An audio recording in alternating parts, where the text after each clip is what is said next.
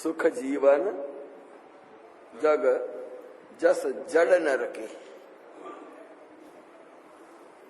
ભગવાનનો પ્રેમ કેવો છે એનું દર્શન કરાવે છે. તુમ પર અસ સ્નેહ, તમારી પર એવો પ્રેમ છે કે ભગવાનને અહીંયા આગળ લૌકિક માનવની સાથે ઉતારી દીધા છે તુલસીજીએ.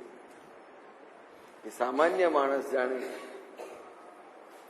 એ આસક્ત થતો હોય, પ્રેમ થતો હોય, તો એને માટે કહ્યું કે તુમ પર અસ સ્નેહ, તમારી પર એવો પ્રેમ હતો, સાંભળ્યો છે કે સુખ જીવન જગ, આ જગતની અંદર સુખમય જીવન, માત્ર સુખમય જીવન, પણ કેવું? જસ જડ ન રકે. જસ જડ ન, કે જાણે કે કોઈક જડ માણસ હોય અને એનામાં એક જ રગે ચડી ગયો હોય અને પછી એનું જ રટણ કર્યા કરે. એમ ભગવાન તમારા એ ગુણોની અંદર પાગલ થઈ ગયેલા. જસ જગ જડ ન રહે. જેની સમજણ કુંઠિત થઈ ગઈ હોય, જે માણસ બુદ્ધિથી જડ થઈ ગયો હોય, એને બીજું કશું જ ના સૂચે. મારો ભરત, બસ મારો ભરત.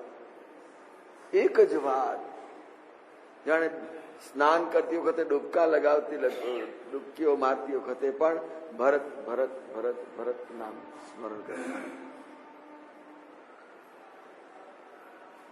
તુલસીજીએ ભગવાનના આ પ્રેમને એટલો બધો નીચે લાવીને મૂકી દીધો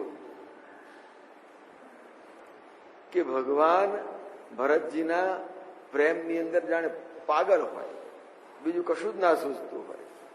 વનવાસનું દુઃખ પણ એમને યાદ ન આવે, પણ ભરત યાદ આવે. પોતાનું દુઃખ ભૂલી જઈને પણ મારા ભરતનું શું થતું હશે, એ અયોધ્યામાં મારા વગર કેવી રીતે રહી શકશે, એ આ બધું સંભાળશે કે કેમ? અને એના પ્રેમને હું ઓળખું છું. આ જગતમાં ભરતજીને સાચી રીતે સમજનાર, ઓળખનાર બીજો કોઈ છે જ નહીં ભગવાન સિવાય. ભગવાન કે મારા સિવાય કોઈ નથી. તો સ્નાન કરતી વખતે જે રીતે પ્રભુએ જાના મરમ નહાત પ્રયાગા, એટલે તે વખતે મને ખબર પડી કે તમારા પ્રત્યે આટલો બધો પ્રેમ છે, જેને કહેવાય આંધળો પ્રેમ. જસ જડ ન રખે. જેમ માણસ આંધળો થઈ જાય, બીજું કશું જ ના દેખા, એક જ વસ્તુ, આખી દુનિયા એને અંધારી લાગે, માત્ર પોતાનું લક્ષ્ય એકલું જ એને દેખાય. તો સ્નાન કરતી વખતે, ડૂબકીઓ મારતી વખતે મગન હોય બસ તુમ્હારે અનુરાગ. પોતાનું ભાન ભૂલી જાય, મગ્ન થઈ જાય, સ્તબ્ધ થઈ જાય. કેવી રીતે? સુખ જીવન જસ, જેમ કે જડ માણસ હોય અને એ સુખ ભોગવવા માટે એટલો બધો લાલાયિત હોય, એટલો બધો કે એને બીજું કશું જ ન સૂજે, બીજો કોઈ વિચાર ના આવે, બીજી દ્રષ્ટિમાં પણ કોઈ ના આવે, શબ્દમાં પણ બીજું કોઈ ના આવે. આટલી બધી ઊંડાઈ તમારા પ્રેમની ભરતજીના, ભગવાનના હૃદયની અંદર રહેલી છે. અને એટલે કહ્યું, ત્યારે મને ખબર પડી, હવે એક તો ત્યાગી છે, તપસ્વી છે, ઋષિ છે, એ ભગવત તત્વને બહુ સારી રીતે જાણે છે, ઓળખે છે. ભગવદ તત્વ એટલે તો આ સમસ્ત ભૌતિક જગતથી પર હોય એ ભગવાન, ભગવત સ્વરૂપ છે. પણ અહીંયા આગળ એક ઋષિ તરીકે મેં તત્વને પણ જોયું છે રામમાં, બ્રહ્મ તત્વ જોયું છે. અને એ જ રામની અંદર તમારા પ્રત્યેના અનુરાગની જડતા પણ એટલી જ જોઈ મેં. બંને છેડા મૂકી દીધા. ભરદ્વાજ ઋષિએ ભગવાનને ઓળખ્યા પણ ખરા, અને ભગવાન તમારો જે પ્રેમ, તમારા પ્રેમમાં જે ડૂબેલા છે એવા પ્રભુને પણ મેં જોયા. જાના પ્રભાવ નહાત પ્રયાગ. તમારો ભક્ત તરીકેનું, ભાઈ તરીકેનો તમારો પ્રભાવ ભગવાન ઉપર કેવો છે, મોટા ભાઈ ઉપર તમારો પ્રભાવ કેવો છે એ મેં સ્નાન કરતા કરતા ત્રિવેણીમાં દર્શન થયા મને એના.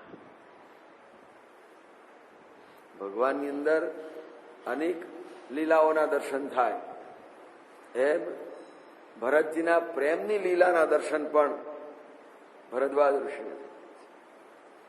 એટલે આજે ચોપાઈ ગઈકાલે અધૂરી રાખી હતી ને, એની અંદર કેટલું ઊંડાણ છે. સુખ જીવન, જગતની અંદર માણસ સુખી તો હોય, પણ જયારે વધારે પડતો સુખી થઈ જાય, એની અંદર ડૂબી જાય, ત્યારે એને બહાર કાઢવા મુશ્કેલ પડે.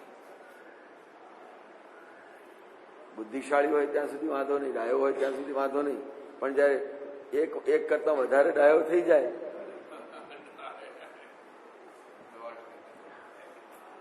જસ જડ જીવ જગ. જાણે સામાન્ય માણસ કોઈ જડ હોય, એની કોઈ વિચાર શક્તિ જ ના હોય, પશુ જેવું જેનું જીવન હોય, જેને ખાવામાં જ રસ હોય, આ જ ખાધું, આ ખાધું. અમારે બાલુ છે ને, આ તો આટલું ખાધું હતું, ફલાણ આટલી ચા પીધી, એના ભજીયા ખાઈ જતા, ચા લાડવા ખાઈ જાય, બીજું કશી વાત જ નહીં એની. આમ જડ માણસ જેને કહેવાય, એને બીજું જ્ઞાન હોય, એક જ ઇન્દ્રિયનું જ્ઞાન હોય. અને એ કેવો હોય, માત્ર એને શું ખાવા જોઈએ, બીજું કઈ ના. એમ ભગવાનને માત્ર ભરત જેને અસીજીવી કહેવાય, આહાર ખાધો અસીજીવી, બસ ખાધા જ કરે, અને એના વિચારો એના જ હોય. એમ ભગવાનને પણ ભરતજીની ભક્તિની, ભરતજીના પ્રેમની એટલી બધી જડતા અનુભવાઈ ગઈ છે, અને એને તુલસીજીએ ઉપમા આપી દીધી જગ જસ જડ નર.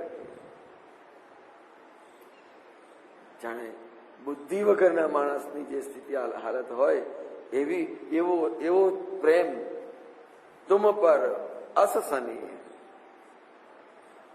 જેને કહેવાય વધારે પડતો આસક્તિ. પણ ભગવાનને ભક્ત પ્રત્યે આટલી બધી આસક્તિ હોય સ્વાભાવિક છે. ભક્તના કેટલા બધા દુઃખ જોવા માટે અને ફેરવા માટે ભગવાન એને વારે જવું પડતું હોય છે. ભગવાન ભક્તના દુઃખ જોઈને એની પાછળ દોડે,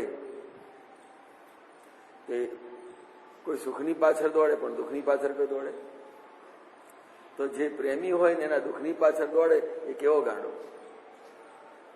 એટલે ભગવાનને માટે તુલસીજી આ વાત કરીને, અને કવિએ પણ કહી દીધું કે જો ગાંડાની વણઝાર એનો ગણતા ના આવે પાર, જોજો તમે આ ગાંડાની વણઝાર. ભગવાને એની અંદર ગાંડો થઈ જાય. આવી સ્થિતિ, આવી અવસ્થા ભગવાનની જોઈને ભરદ્વાજ ઋષિ આશ્ચર્ય પામ્યા છે. યહન અધિક રઘુબીર બઢાઈ. પણ ભગવાન ભક્તની સાથે આવો સ્નેહ કરે એમાં શું, એમાં કઈ મોટાઈ છે, એમાં શી વસાત છે? ભગવાન છે, કરવાની માટે કરવી જ પડે, કરવી જ જોઈએ. જેમ ઘર પરિવાર હોય ને, પરિવારની અંદર મુખ્ય માણસ હોય, આખા ઘરની સંભાળ એને લેવી જ પડે, છૂટકો જ નહીં, ચાલે જ નહીં. પોતે ભૂખ્યો રહે ભલે, પણ બીજાને ભૂખ્યા રખાય નહીં, પેલા બધાને ખવડાવું. એટલે કહ્યું યહન અધિક. આ કઈ બહુ મોટી ના કહેવાય ભગવાનની. યહન અધિક, એમાં વળી શું ધાડ મારી છે કહીએ છીએ, રઘુબીર બઢાઈ. આપણે જે સામાન્ય વ્યવહારમાં શબ્દ વાપરીએ છીએ ને, કે એમાં શું મોટી ધાડ મારી, ભગવાન છે ને કરવાનું તો કર્યું વળી અમે શું હતું? બાપની ફરજ હતી છોકરાને ભણાવવાની, ભણાવ્યા, મોટા કર્યા. એમ આ દુનિયાનો બાપ છે, જગત પિતા છે. યહ ને રઘુવીર બળાય, એમાં તમે શું વધારે કરી નાખ્યું? તમારા હતા ને તમારે પાલવવાના હતા, તમે પાલવ્યા. એમાં અમે તમારો ઉપકાર શા માટે માનીએ? ભરદ્વાજ ઋષિ કેટલી આમ દીર્ઘ ઊંડાણની દ્રષ્ટિ છે, અને કહી દીધું યહને અધિક. આ કઈ બહુ મોટું કામ નથી. ભરતજી માટે આટલો સ્નેહ, આશ્ચર્ય થાય કે આટલી બધી જડતા, અને તે ભગવાનને પણ નાના. એમાં શું છે? દરેક ભક્તને સાચવવાનું ભગવાનની ફરજ છે, અને કર્યું. એમાં શું બહુ મોટું કામ કર્યું? કઈ મોટી ધાડ મારી? આમ તુલસીદાસજીના શબ્દો કેટલા આમ હૃદયસ્પર્શી છે, અને તળપદી દરેક ભાષા, દરેક વ્યવહારની અંદર ઉપયોગ થાય એવી વાતોને અહીંયા આગળ અમે મૂકી છે.